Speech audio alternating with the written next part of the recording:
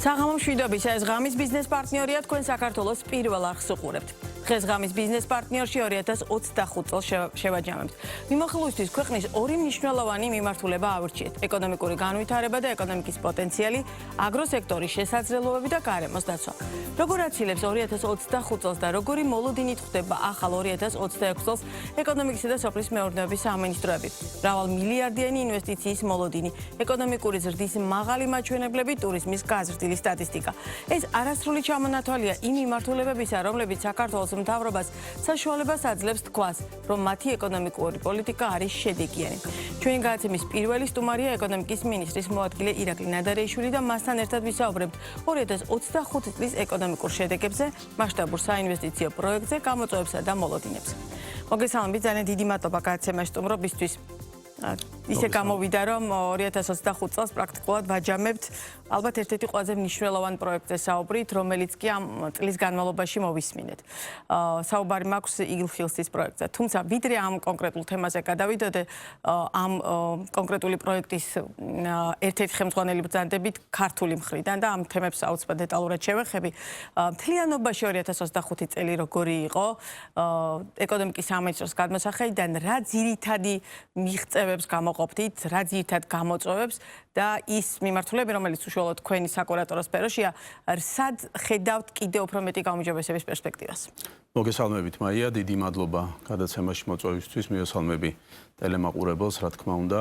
რაც შეეხება ეკონომიკურ შედეგებს, ყველა ძირითადი პარამეტრი მეტყველებს იმაზე, რომ ჩვენ ძალიან წარმატებულად ვასრულებთ ეკონომიკური თვალსაზრისით მიმდინარე 2025 წელს. სხვადასხვა პროგნოზებით ეკონომიკური ზრდა იქნება 7,3-7,5%-ამდე, სიმბოლურია, რომ მთლიანი შიდა პროდუქტი პირველად, რა თქმა უნდა, ისტორიაში გადააჭარბებს 100 მილიარდ ლარიან ზღვარს, ასევე ერთსულ მოსახლეზე მთლიანი შიდა პროდუქტი $10,000 გადააჭარბებს. კიდევ უფრო მნიშვნელოვანია ის პროგნოზები, რომლებიც კეთდება მომავალი საშუალოვადიანი პერიოდის პერსპექტივაში 5 წლის განმავლობაში სხვადასხვა ძირითადი საერთაშორისო საფინანსო ინსტიტუტების მიერ ნავარაუდებია საქართველოს ეკონომიკის და 5,4%-ით, რაც ასევე უპრეცედენტო და რეკორდული იქნება და რა თქმა უნდა განაპირობებს მთელი რიგი მიმართულებების, მათ შორის ექსპორტის, მათ შორის ინვესტიციების მოზიდვის დინამიკის კიდევ უფრო გაძლიერებას და ეს ორივე მიმართულებაც მაგალითად არის რეკორდული წლევანდელ წელს, როგორც ის 6,6 მილიარდი დოლარის ექსპორტი განხორციელდა. ეს არის დაახლოებით 10%-იანი ზრდა და 1,3 მილიარდი დოლარის პირდაპირ უცხოური ინვესტიციები, აქაც დაახლოებით 11%-იან ზრდასთან გვაქვს საუბარი. პირველი 3 კვარტლის ფარგლებში და რა თქმა უნდა ეს მაჩვენებლები კიდევ უფრო გაიზრდება. რაც შეეხება კონკრეტულ მიმართულებებს და სექტორებს, ალბათ პირველ რიგში გამოყოფთი კაპიტალის ბაზარს.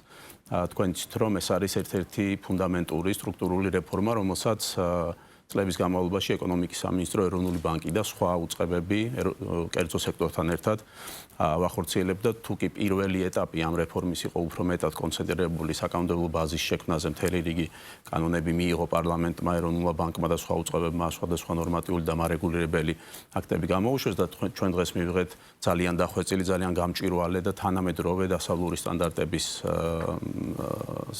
მოწესრიგება, სამართლებრივი მოწესრიგება ამ დარგში. მეორე ეტაპი უკვე გულისხმობდა იმას, რომ სახელმწიფომ აქტიურად დაიწყო ინტერვენცია კონკრეტული ინსტრუმენტებით, კონკრეტული ხელშეწყობი მექანიზმებით და ჩვენ უკვე 2023 წლიდან ვაკვირდებით ძალიან მაღალ დინამიკას მთელი რიგი მიმართულებებით, მაგალითისათვის სავალო ფასიანი ქაღალდების ბაზარი 2003 წელს გაორმაგდა, 2 მილიარდ ლარს მიაღწია, წლევანდელ წელს ვამთავრებთ მიმოქცევაში მყოფი სავალო ფასიანი ქაღალდების 3 მილიარდ ლარიანი პორტფელით.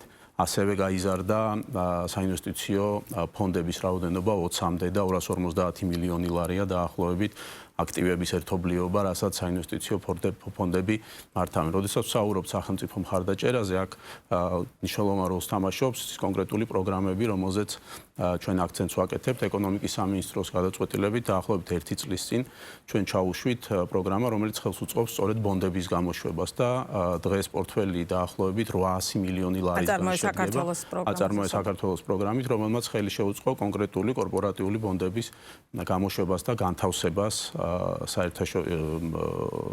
კაპიტალის ბაზარზე. რატომ არის ეს რეფორმა მნიშვნელოვანი? ეს არის ფუნდამენტური კითხვა და პასუხი არის ძალიან მარტივი, მაგრამ ამავე დროს ძალიან კომპლექსური. ჩვენი საფინანსო სისტემა, თქვენ იცით, რომ მაქსიმალურად არის კონცენტრირებული საბანკო სექტორში. რაც არ არის საუკეთესო მოწყობა იმ დროს, როდესაც ჩვენ ვსაუბრობთ ესეთი ტემპით ეკონომიკის ზრდაზე და ძალიან მაღალ მოთხოვნაზე კერძო სექტორის მხრიდან კაპიტალზე და ამ შემთხვევაში მნიშვნელოვანია კაპიტალის ალტერნატიული წყარო. კაპიტალის დივერსიფიცირება, უფრო მეტი მოქნილობა კაპიტალის მოზიდვაში და სწორედ კაპიტალის ბაზარი არის ის ინსტრუმენტი, ის ასე ვთქვათ ეკოსისტემა ინსტრუმენტების და საფინანსო სხვადასხვა ბერკეტების, რომელიც ჩვენ ბიზნესს ძალიან ჭირდება და მე მოხარული ვარ რომ ეს ბოლო 2 წლის დინამიკა ნამდვილად აჩვენებს, რომ ბიზნესი არის სწორედ მომართული ამ მიმართულებაზე. ვინაიდან აწარმოებს საქართველოს ვახსენეთ, აქაც ქონდა ძალიან საინტერესო წელი. ჩვენ ტრადიციულად ვაგრძელებთ მცირე და საშუალო ბიზნესის მხარდაჭერას და წლევანდელ წელს გამოირჩეოდა ახალი პროგრამა, რომელიც ჩვენ გავუშვით და კონკრეტულად იყო მიმართული მიკრო და მცირე მეწარმეებზე. დაახლოებით 1300 პროექტს დაუჭირეთ ხარი და გამორჩეულია ეს პროგრამა იმითი, რომ უნიკალური ხელმისაწვდომობა შეუქმნა მიკრომეწარმეებს საცესხო კაპიტალზე ფაქტობრივად ნულოვანი საპროცენტო განაკვეთით და 1300 პროექტი არის ძალიან მნიშვნელოვანი შედეგი. ჯამში დაახლოებით 1700 პროექტი გაფინანსდა სხვადასხვა ინსტრუმენტებით, ეს არის ჯამში 800 მილიონი ლარის ინვესტიცია საქართველოს ეკონომიკაში. ორი სიტყვით მინდა შევეხო ინოვაციების და ტექნოლოგიების მიმართულებას, ესეც ერთ-ერთი მნიშვნელოვანი პრიორიტეტია, რომელსაც საქართველოს მთავრობა, ეკონომიკის სამინისტრო ძალიან თანმიმდევრულად ახორციელებს. წლევანდელი წელი გამოირჩეოდა იმითი, რომ ძალიან დეტალური შესწავლით დასავლური გამოცდილების ჩვენ რამოდენიმე თვის წინ საკანონმდებლო დონეზე შემოვიღეთ ინოვაციური სტარტაპის სტატუსი, კვლევისა და განვითარების კომპანიის სტატუსი და ინოვაციური მცირე და საშუალო საწარმოს სტატუსი, შესაბამისი საგადასახადო და სხვა ტიპის შეღავათებით, მაგალითად ინოვაციური სტარტაპის სტატუსი გულისხმობს ჯამში 10 წლიან უმნიშვნელოვანეს საგადასახადო შეღავათებს, რაც კიდევ უფრო გააძლიერებს საქართველოსადმი ინტერესს, მათ შორის რეგიონული სტარტაპებისადმი, რომლებიც გადმოდიან საქართველოში. კვლევისა და განვითარების კომპანიის სტატუსი არის ანალოგიური იმისა, რაც რამდენიმე წლის წინ გაკეთდა საერთაშორისო ტექნოლოგიური კომპანიების სტატუსის მიმართებით და თქვენ იცით ამ რეფორმამ მოიყვანა საქართველოში 170-ზე მეტი საერთაშორისო ტექნოლოგიური კორპორაცია და ქვეყნის ექსპორტში რამდენიმე მილიარდი ლარია უკვე სწორედ IT სერვისების მიმართულება. ტურიზმი და რა თქმა უნდა შევეხო თქვენს ახსენეთ, ტურიზმი ტრადიციულად იყო რეკორდული მიმდინარე წლის განმავლობაში. ჩვენ გქონდა ძალიან საინტერესო სამუშაო შეხვედრა გასულ კვირაში ინდუსტრიასთან შევაჯამებთ ის შედეგები, რაც გვაქვს მიღებული. ეს არის 6.1 მილიონი ვიზიტორი, რეკორდული მაჩვენებელი, ეს არის 4.3 მილიონი ტურისტი, ეს არის რეკორდული მაჩვენებელი ასევე შემოსავლების ნაწილში 3.6 მილიარდი დოლარი და მთელი რიგი მიმართულებებით, მაგალითად 100-ზე მეტი ახალი სასტუმრო ობიექტი შეიქმნა სხვადასხვა კატეგორიის და სხვადასხვა ზომის. 1200 მიკრომეწარმე, რომელიც ვახსენე, ნახევარზე მეტი ამ პორტფელიდან არის ტურიზმთან დაკავშირებული მიმართულებები, რაც კიდევ ერთხელ უსვამს ხაზს, რომ ტურიზმი არის მაქსიმალურად ინკლუზიური, როგორც სოციალური თვალსაზრისით, ასევე გეოგრაფიული თვალსაზრისით და რა თქმა უნდა, ალბათ აუცილებლად არის ხაზგასასმელი ერთი ცალკე აღებული, მაგრამ უმნიშვნელოვანესი საინვესტიციო პროექტი, რომელსაც მიმდინარე წელს, რომელიც მიმდინარე წელს გადავიდა განვითარების აქტიურ ფაზაში, ჩვენ ხელი მოვაწერეთ, როგორც იცით, ძირითად ხელშეკრულებებს და Eagle Hills-ის 6.6 მილიარდიანი დოლარიანი პროექტი შედის უკვე ძალიან აქტიურ ფაზაში. კი ბატონო, ძალიან დეტალურად ისაუბრეთ იმ მიმართულებებზე, რომელიც მე შესავალ ნაწილშიც ვახსენე.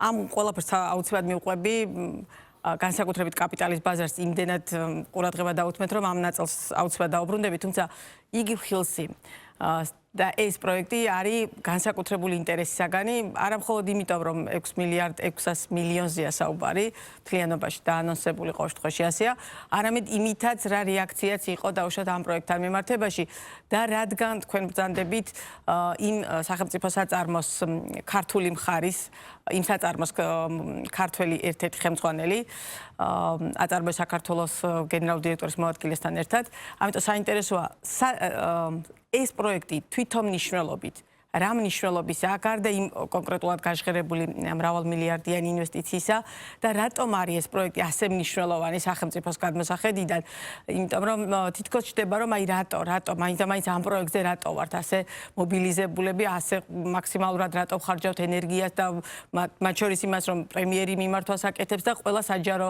მოხელე ამ მიმართულებებით ვისაც გეხებათ ყველა ძალიან აქტიურობთ. რატომ არის ეს პროექტი ასე მნიშვნელოვანი საქართველოსთვის? პირველ რიგში ვიტყოდი, რომ ეს პროექტი არის აღიარება იმ ეკონომიკური პოლიტიკის, რასაც საქართველოს მთავრობა ახორციელებს წლების განმავლობაში. ყველა ის მიღწევა, რაზეც ჩვენ ვსაუბრობთ საზოგადოებასთან და ძირითადად ინვესტორებთან, ის რომ საქართველო არის ერთ-ერთი საუკეთესო ადგილი, ერთ-ერთი ყველაზე მარტივი რეგულირებით, საგადასახადო რეჟიმით ბიზნესის კეთებისთვის და თქვენ იცით, რომ საქართველო ლიდერობს წლების განმავლობაში ყველაზე რეპუტაბელურ საერთაშორისო რეიტინგებში ამ მიმართულებით. ის რომ საქართველოს აქვს მსოფლიოს 1/13-თან თავისუფალი ვაჭრობის ხელშეკრულება, ის რომ ქვეყანაში არის ძალიან მაღალი და სტაბილური ეკონომიკური ზრდა, ის რომ არის განჭვრეტადი რეგულაციები, ასე შემდეგ და ასე შემდეგ, ის რომ ქვეყანაში არის მშვიდობა უწყვეტი და ეს არის საფუძველი იმისა, რომ ინვესტორები ინტერესდებიან საქართველოს. ასეთი კატეგორიის, ასეთი მასშტაბის ინვესტიცია საქართველოში ნამდვილად არ განხორციელებულა და აქ არ არის საუბარი მხოლოდ ინვესტიციის ზომაზე, არამედ კომპანიის რეპუტაციაზე და იმ ინვესტორის გადაწყვეტილებაზე, რომელიც დგას ამ კომპანიის უკან და ამ შემთხვევაში ვსაუბრობთ მსოფლიო მასშტაბის ინვესტორთან, რომლის პირადი გადაწყვეტილებით არის მაგალითად აშენებული მსოფლიოში ყველაზე მაღალი ცათამბჯენი და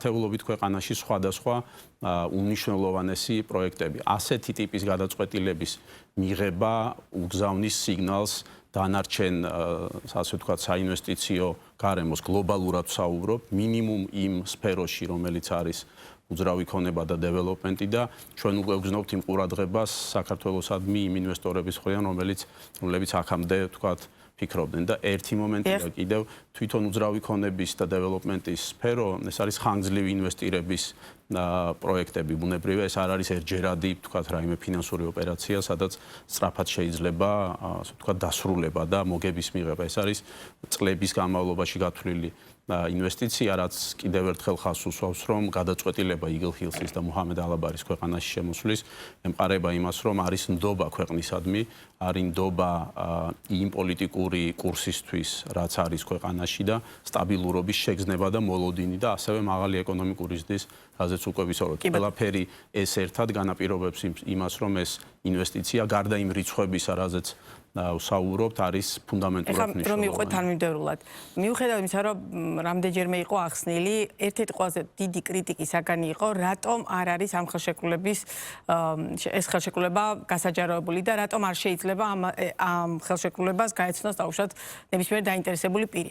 ეს ერთი და მეორე, ასევე არანაკლები ინტერესი და კრიტიკა იყო, რატომ ივეცით ჩვენი ქვეყნის ორი საკმაოდ ისეთი მნიშვნელოვანი ტერიტორია ამ შემთხვევაში აშენებისთვის, ერთი კრწანის და ერთი გონიო, რატომ არ შეიძლებოდა დაუშვათ აქ სახელმწიფოს თავად განევითარებინა ეს მიმართულება, ანუ შეიძლებოდა თუ არა ასევე და კიდევ ერთი ნაწილი იყო თუ არა სხვა რომელიმე ინვესტორის მხრიდან ინტერესი, რომ დაუშვათ პირობითად არ მიგვეცა მუჰამედ ალაბარისთვის და მისი კომპანიისთვის ამ ნაწილში პროექტის განხორციელების შესაძლებლობა და ყოფილიყო სხვა.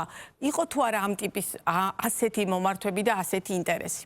რაც შეეხება კომერციულ საიდუმლოებას, რამოდენიმე მომენტს გავუსვავდი აქ ხაზს. პირველ რიგში ეს არის აბსოლუტურად აპრობირებული საერთაშორისო პრაქტიკა და ძალიან გაგიჭირდება ტიპობრივად გამონაკლისი, როდესაც ასეთი კალიბრის კომერციული ხელშეკრულება არ არის კომერციული საიდუმლოებად, ასე ვთქვათ, გასაიდუმლოებული.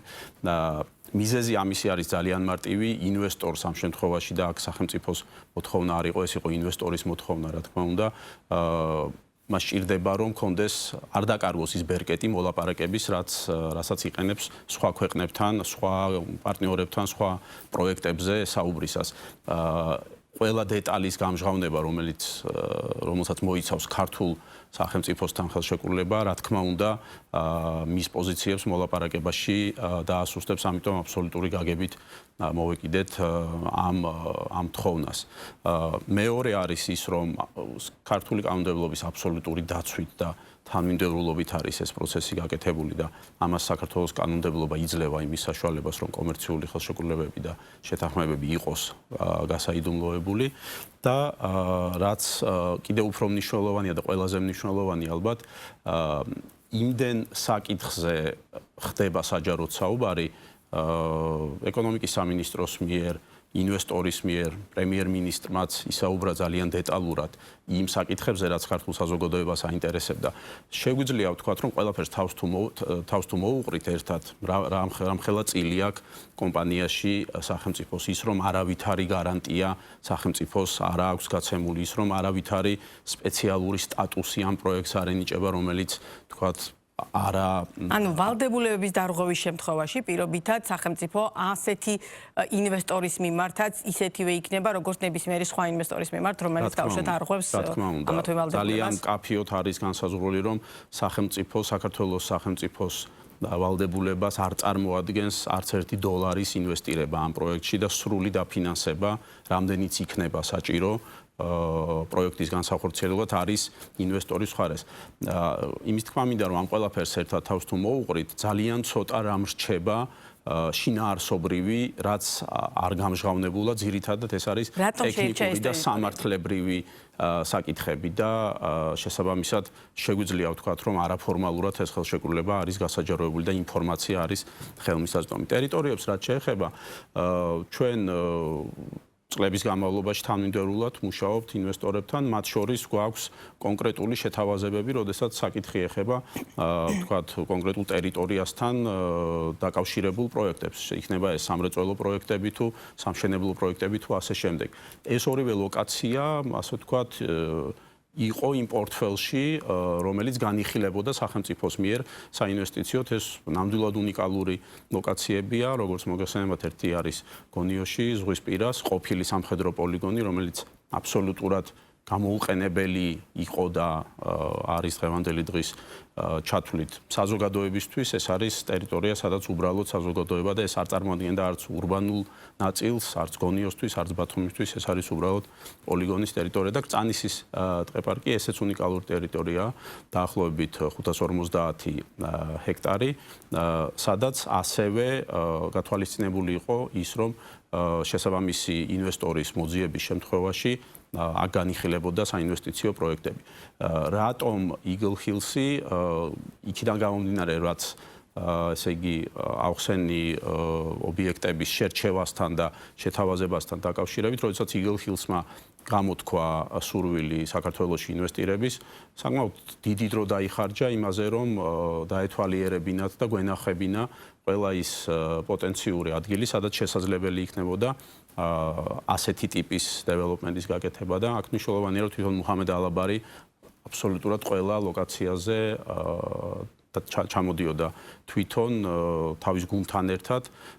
შემდეგ რამოდენიმე მიმართულებით მოხდა კონცეფციების დამუშავება, გარკვეული გათვლების გაკეთება და მხოლოდ ამის შემდეგ, ანუ საკმაოდ დიდი სამუშაო ჩატარდა იმისათვის, რომ საბოლოო ჯამში ჩვენ მიგვეღო მათგან წინადადება ამ ორ, ასე ვთქვათ, ლოკაციაზე შესაბამისი კონცეფციით პროექტების განვითარების იმ მასშტაბით და იმ ზომით, რაც საბოლოო ჯამში ჩამოყალიბდა და თქვენ მოგეხსენებათ. ზოგადად რა პრინციპით ირჩევთ მაგალითად ეკონომიკის სამინისტრო ინვესტორებთან ურთიერთობისას, აი თავარი პრინციპი რა არის, ამას დამარტივ მიზეზს გამოვკითხულობ, იმიტომ რომ ასევე ბევრი მოსაზრება იყო, რომ აი რატომ არაბული ინვესტიცია მე იმ ადამიანთა კატეგორიას მივეკუთვნები, რომელსაც ამ კითხვის დასმა არ მიაჩნია მიზანშეწონება, თუმცა რადგან არსებობს ინტერესი ამ ნაწილში, აი რატომ პირობითად არაბული ინვესტიცია, რატომ არ შეიძლება და ყოფილიყო სხვა რომელიმე ინვესტიცია. ზოგადად რა მიდგომით ხელმძღვანელობთ ხოლმე, როდესაც ამა თუ იმ სხვილ ინვესტორს ემუშაობთ ეკონომიკის სამინისტროში? ინვესტორთან მუშაობისას პირველ რიგში ვითვალისწინებთ ინვესტორის რეპუტაციას. უყურებთ რა თქმა უნდა იმ გამოცდილებას, რომელიც აქვს ინვესტორს. უყურებთ იმ განხორციელებულ პროექტებს, რომელიც არის ინვესტორის პორტფელში. ასევე ხშირად ახსენებენ ხოლმე ესეთ გამოთქმას, როგორც არის ხარისხიანი ინვესტიცია და ამ შემთხვევაში გულისხმობ იმას, რომ კაპიტალის რესურსის გარდა, როდესაც ინვესტორს შემოაქვს ტექნოლოგია, ნოუ-ჰაუ, ახალი სტანდარტი, რომელიც არა მხოლოდ იმ პროექტის სარგებლობაში და განვითარებაში აისახება, არამედ მთლიანად ინდუსტრიის განვითარებაში. ამ შემთხვევაში ცალსახად გვაქვს საუბარი იმ კალიბრის კომპანიასთან და ინვესტორთან, რომელიც ინდუსტრიას გაუკეთებს, ასე ვთქვათ, მნიშვნელოვან განვითარებას, არა მხოლოდ ამ ორი პროექტის თვალსაზრისით. რაც შეეხება არაბულ ინვესტიციას, არაბული სამყარო, კერძოდ მათ შორის ემირატები, საუდის არაბეთი, ერთ-ერთი მსხვილი ინვესტორები არიან გლობალურად. მათ შორის ამერიკის შეერთებული შტატებისთვის იცით, რომ ბოლო პერიოდში გაჟღერდა მულტიმილიარდი დოლარების ინვესტიციის პროექტები. ამიტომ მე ვფიქრობ, რომ ეს პირიქით არის დიდი მიღწევა, რომ ამ მიმართულებით საქართველოს გაჩნდა ინვესტორების რუკაზე და რა ეტაპზეა ეხლა ეს პროექტი და მაგალითად აი ამ უკვე შეთანხმებიდან სამუშაოების დაწყებაზე როდის გადავალთ, ეს არის ძალიან დიდი ინტერესი საგანი. ესე იგი, როგორც მოგეხსენებათ, რამდენიმე თვის წინ მოეწერა ორ ძირითად ხელშეკრულებას ხელი, ეს არის საინვესტიციო ხელშეკრულება და პარტნიორთა შეთანხმება. სახელმწიფო უკვე წარმოადგენს იმ 33.33%-ის მფლობელს ერთობლივ საწარმოში. ამ ეტაპზე და რა თქმა უნდა ეს პროცესი დაწყებულია უკვე თვეების განმავლობაში, მიმდინარეობს განაშენიანების გეგმაზე მუშაობა, რასაც თან ახლავს მთელი რიგი კვლევები და სხვადასხვა შესწავლები, როგორც გარემოს დაცვითი თვალსაზრისით, ასევე ეკონომიკური თვალსაზრისით და ასე შემდეგ ათეულობით კვლევა არის. პროცესი მიმდინარეობს ასევე გარემოს დაცვითი გეგმის მიმართულებით, ეგრეთ წოდებული სეგეშეს მიმართულებით. ამის შემდეგ უკვე იქნება მთელი რიგი საჯარო განხილვები, რაც რა თქმა უნდა ამ ხელა მასშტაბის პროექტის განუყოფელი ნაწილია და საზოგადოებას რა იგულისხმება ამ საჯარო განხილვებში, ხა დარწმუნებული ვარ, ძალიან დიდი ინტერესი იქნება. რა იგულისხმება გენერალური გეგმის დამტკიცება აუცილებლად მას თანდებს საჯარო განხილვა, შესაბამისად თითოეული დეტალი იმ პროექტის, რომელზეც იქნება საუბარი, როგორც კწანისში, ასევე გონიაში იქნება საჯარო განხილვა. ჩვენი ვარაუდით და იმ გეგმით, რომლითაც პროექტი მიმდინარეობს, 2026 წლის მეორე ნახევარში უნდა დაიწყოს სამშენებლო სამუშაოები. საკმაოდ ინტენსიური რაც უნდა გაიწიოს ამ პერიოდის განმავლობაში მუშაობა. მე ამ ეთერშიც ძალიან ბევრი გვისაუბრე ამ პროექტზე და დეველოპერების მხრიდან ძალიან საჯარო აღფრთოვანება პირდაპირ მნიშვნელობით. მე არ ვიცი, არც ვიცნობ დეველოპერს, რომელსაც ამ პროექტთან მიმართებაში რაღაც ნეგატიური შეფასება აქვს და ძალიან მარტივი მიზეზია. ეს მთლიანად მათი გადმოსახედიდან დეველოპმენტ მისცემს განვითარების ახალ ეტაპს და ახალ რესურსებს. მაგრამ აქ საინტერესოა შემოდის ძალიან მნიშვნელოვანი კითხვა. რეალურად ვინ იქნებიან დასაქმებულები? ეს არანაკლებ საინტერესო ნაწილი. ასევე ვის შეიძლება იქნება კი ისეთი თავშად კონკრეტული ფართები და ისეთი შესაძლებლობები, რომ საქართველოს მოქალაქეებმა იყიდონ. ხომ არ იქნება ეს მთლიანად უცხოელებზე გათვლილი, რადგან ეს კითხვები დაისვა ამ მიმართულებითაც თუ აი ამ წინასწარ სამუშაოში თუ გქონდათ თვალისწინებული ეს ნაწილი და რა თქმა უნდა ძალიან მნიშვნელოვანია ქართული კომპანიები თუ იქნებიან ჩართული მთელი ამ მშენებლობის პროცესში. ძალიან საინტერესო კითხვებია, რაც შეეხება ადგილობრივი კომპანიების ჩართულობას. პირველივე დღიდან, როდესაც ჩვენ დავიწყეთ უკვე გარკვეულ მიმართულებებზე მუშაობა ინვესტორთან, ინვესტორის მხრიდან დაფიქსირდა ძალიან მკაფიო პოზიცია, რაც წარმოადგენს მათი პოლიტიკის განუყოფელ ნაწილს ყველა ქვეყანაში, სადაც ისინი მუშაობენ, რომ მაქსიმალური აქცენტი კეთდება ადგილობრივ რესურსზე და მოგეხსენებათ ესეთი მასშტაბის პროექტები ძალიან ბევრი, ასე ვთქვათ, თამდევი დარგის ჩართულობას გულისხმობს. რა თქმა უნდა, ეს არის მშენებლობა, ეს არის სამშენებლო მასალები, ეს არის არქიტექტურული და საბროკერო და სხვა მრავალი სერვისი. ამის მაგალითი და დადასტურება უკვე არსებობს.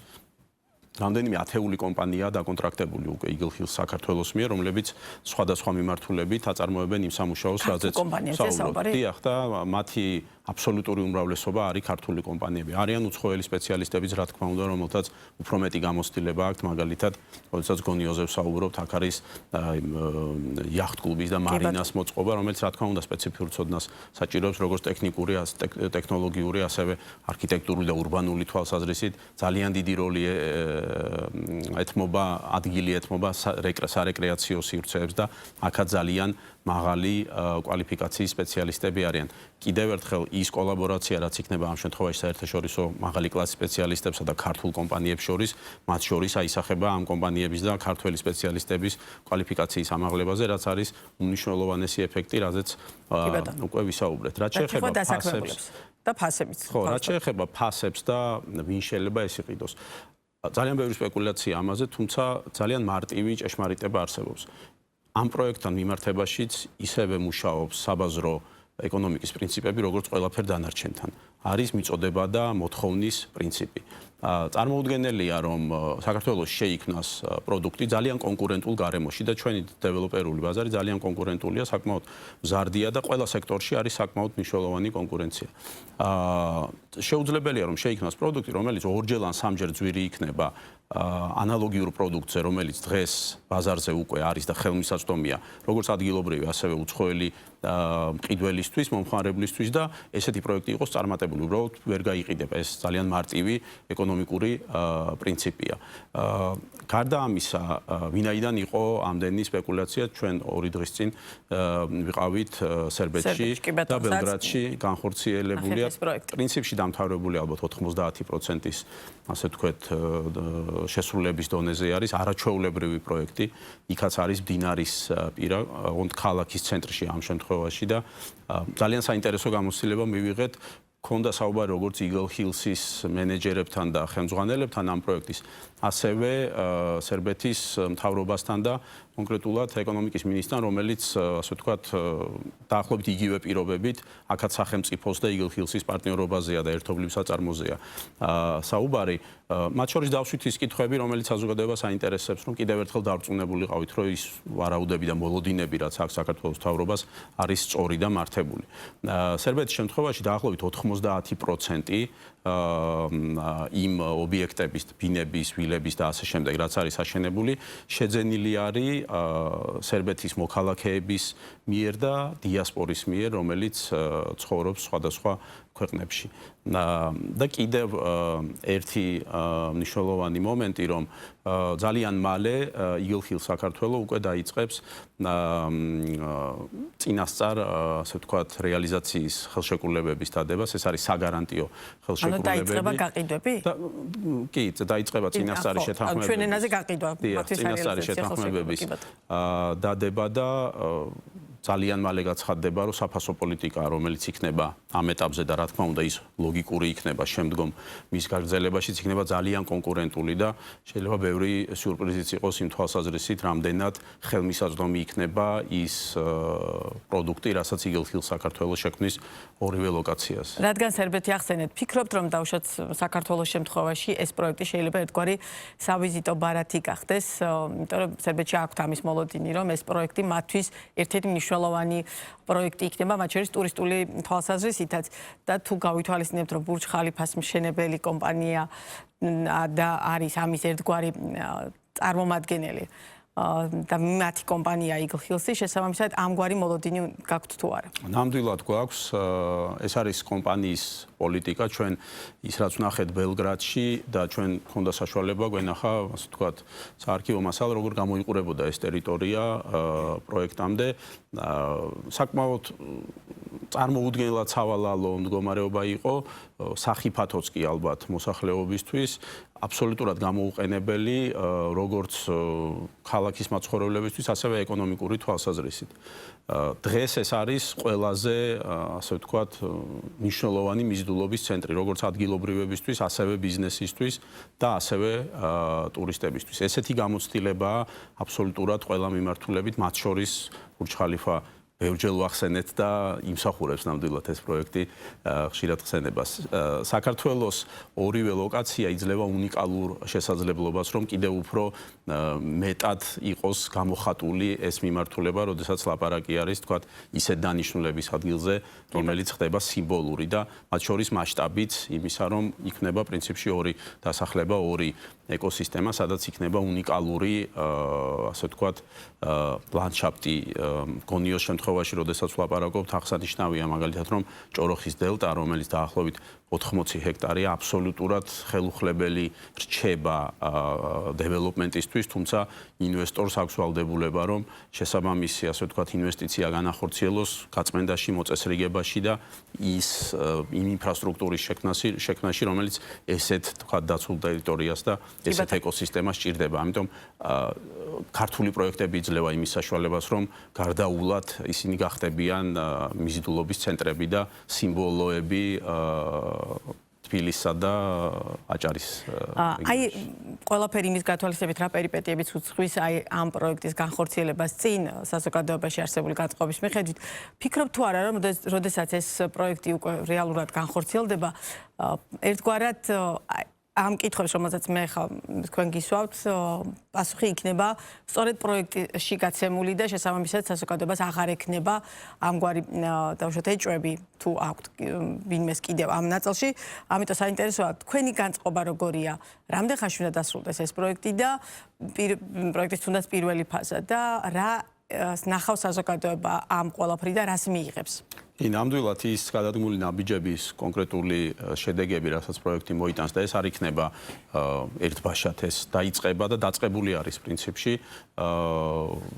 ყოველწლიურად და ყოველთვიურად გვექნება უკვე ის შედეგები, რომელიც დაარწმუნებს საზოგადოებას, რომ ეს პროექტი არის ჯანსაღი, ეს პროექტი არის ეკონომიკურად, ტექნიკურად და სხვა თვალსაზრისით აბსოლუტურად გამართული და მოაქვს სარგებელი ქვეყნისთვის და თქვენ იცით ეს სარგებელი რიცხვებში არის დათვლილი, ეს არის ჯამურად 30,000-ზე მეტი სამუშაო ადგილი, ეს არის 6,5 მილიარდი დოლარის ინვესტიცია, ეს არის ასეულობით მილიონი ლარი საქართველოს ბიუჯეტში გადასახადების სახით და ეს არის იმ 33%-ის შესაბამისი და ადეკვატური მოგება, რომელსაც საქართველოს სახელმწიფო მიიღებს.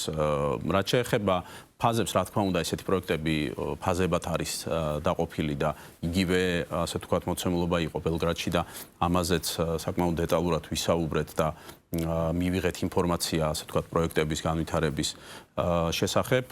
გაისად იწყება მშენებლობა და დაახლოებით 2 წლიანი ფაზებით იქნება განვითარება. ბელგრადში რაც იყო ასევე საინტერესო, თავდაპირველი მოცულობიდან პროექტის წარმატებასთან ერთად, როგორც კომერციული, ასევე ურბანული თვალსაზრისით, მოხდა გარკვეული მიმართულებების დამატება. ასევე ძალიან საინტერესო იყო ის არაკომერციული კომპონენტი, რომელიც იქ ვნახეთ და რა თქმა უნდა, ამას ჩვენთანაც ექნება ადგილი. მაგალითისათვის, Eagle Hills-ი ბელგრადში რეაბილიტაციას და სრულ რეკონსტრუქციას უკეთებს 4 მუზეუმს, მათ შორის ტესლას მუზეუმს, რომელსაც გადასცემს, რა თქმა უნდა, უსასყიდლოდ მუნიციპალიტეტს და საქართველოს შემთხვევაში რა იქნება? საქართველოს მიმართულებაში მე როგორც ვახსენე, ჭოროხის დელტა ეს არის უმნიშვნელოვანესი ეკოსისტემა, რომელსაც სჭირდება გაცილებით მეტი მოვლა და ასე ვთქვათ, რესურსის დახარჯვა, ვიდრე ეს დღეს ხდება და ეს არის ერთ-ერთი მიმართულება, რომელიც და Eagle Hills-ი განახორციელებს ამას. რა თქმა უნდა, ეს ხელშეკრულების ნაწილი არის უკვე, თუმცა როდესაც მუზეუმი ვახსენე, ეს ხელშეკრულების გარეთ განხორციელებული, ასე ვთქვათ, კომპანიის სოციალური პასუხისმგებლობის ღონისძიებებია და მე დარწმუნებული ვარ, რომ საქართველოში ბევრი ასპარეზი იქნება, რომელშიც Eagle Hills-ი მიიღებს მონაწილეობას კონტრაქტის და კომერციის მიღმა. კი ბატონო.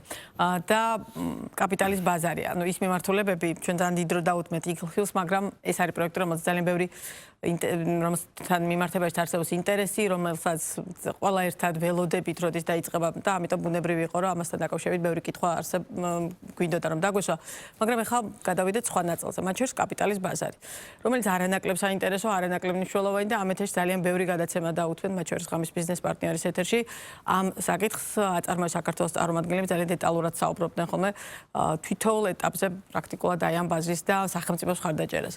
დღევანდელი გადმოსახედიდან იმ ადამიანის გადმოსახედიდან, რომელიც ამ სექტორს კარგად იცნობს. ფიქრობთ, რომ ბიზნესი მზად არის, რომ რეალურად ეს მიმართულება კიდევ უფრო განავითაროს, იმიტომ რომ თქვენ ახსენეთ შესავალ ნაწილში, რომ ჩვენ რეალურად სახეზე გვაქვს საბანკო სექტორი, საფინანსო სექტორი, რომელსაც მივეჩვიეთ ტრადიციული სექტორები, მაგრამ გვჭირდება დაფინანსების ალტერნატიული წყაროები, ბიზნესს სჭირდება. ბიზნესი თვითონ რამდენად აქტიურად მზად არის, რომ ეს მიმართულება მიიღოს მათ შორის დაფინანსების ნაწილშიც და არ იყოს მხოლოდ საბანკო სექტორზე ჩამოკიდებული. ძალიან მნიშვნელოვანი კითხვაა და ძალიან მნიშვნელოვანი საკითხია, რომელსაც ჩვენ უთმობთ ყურადღებას, მათ შორის იმისათვის, რომ ბიზნესის მზაობა ამაღლდეს. რიცხვები მეტყველებს იმაზე, რომ ბიზნესი ცალსახად დაინტერესდა ამ მიმართულებით, მათ შორის ობლიგაციების ოდენობა, როგორც ხარით 3 მილიარდი ლარის, ეს არის მთლიანად კორპორაციული ობლიგაციები, რომლებიც დღეს არის მიმოქცევაში.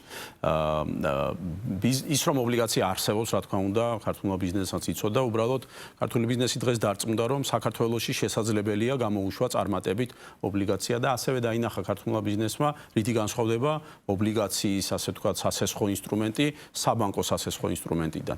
ძალიან დიდი განსხვავება, რაც ბიზნესს აფიქრებინებს იმას, რომ ეს ალტერნატივა სცადოს. პლუს ამას ემატება ის, რომ სახელმწიფო აწარმოა საქართველოს პროგრამის ფარგლებში ხელს უწყობს გარკვეულ ხარჯებში თანამონაწილეობით იმისათვის, რომ ობლიგაციის გამოშვება იყოს უფრო მარტივი ბიზნესისთვის და ამ მიმართულებით მომავალ წელს მნიშვნელოვანი სიახლეები გვექნება, როგორც ობლიგაციების პროგრამის მიმართულებით. კონკრეტ დეტალებზე ვმუშაობთ, თუმცა გვაქვს ძალიან კონკრეტული ხედვა, სად უნდა შევუწყოთ უფრო მეტად ხელი, მაგალითად, ობლიგაციის გამოშვებას ორი, ასე ვთქვათ, სიკეთე მაქვს. ერთი ეს არის გამოშვებისთვის რესურსის მოზიდვის საშუალება, მეორე მხრივ ეს არის ინვესტორისთვის ინვესტირების საშუალება, იმიტომ რომ როდესაც ვსაუბრობთ ფინანსური ინსტრუმენტების სიმცირეზე, ეს თანაბრად აწუხებს ინვესტორსაც, რომელსაც ვთქვათ, არჩევანი არ აქვს ისეთი ფართო ხო არის დეპოზიტი, უძრავი ქონება და ალბათ ეს ორი ძირითადი მიმართულება.